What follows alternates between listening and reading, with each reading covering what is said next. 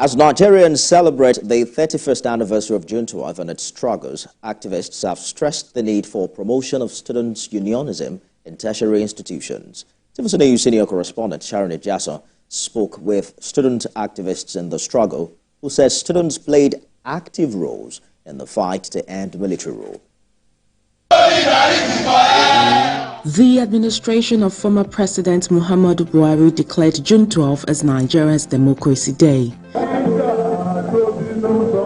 It's worthy of note that there were underlying forces that worked to keep June 12 struggle alive. A vivid example is the role played by Nigerian students and youth in the struggle for freedom and democracy. Release the result of the June 12 election and put the democratically elected president, who is myself, in charge of affairs. I won't go to war. I won't encourage my supporters to go to war. I will fight for peace, and I will get peace. Baba Aye is one of the students who played leading roles in the National Association of Nigerian Students, the Campaign for Democracy, and the United Action for Democracy during the June 12 struggle. In an interview, he narrates how students and youth were able to mobilize to join the mass action against military rule.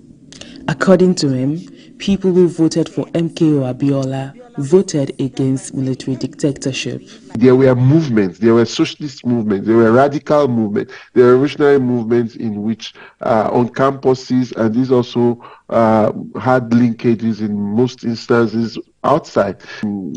Chief Alawaka Basharu came up with that phrase that the transition program under Babangida it had a hidden agenda. One of us died as we were trying to carry him, to an hospital when he was shot. I'll say the June 12 resistance, I've moved now from just talking generally about some of the movements, youth movements that students in the neighborhoods established because NAN's the campuses were closed, and this is the early period of June 12, to happenstances itself. The Executive Director of Women Advocates Research Documentation Center, Abiola Akiode, was also a student union leader at the Obafemi Awolowo University, Ile-Ife.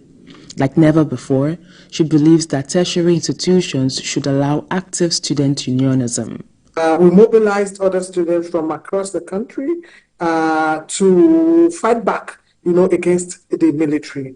We lost several of our friends who were, activists at that time, who were also students' union leaders. We lost several Nigerians who, joined that protest at that point in time. It wasn't as bad as this, yet the students' union was standing strong, and they were resisting some of the policies of government.